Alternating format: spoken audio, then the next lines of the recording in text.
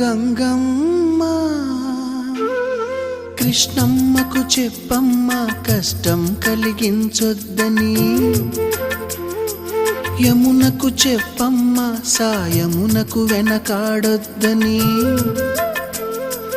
గోదారికి కావేరికి ఏటికి సెలయేటికి కురిసేటి జడివానకి దూకే జలపాతానికి నీతో బుట్టులందరికీ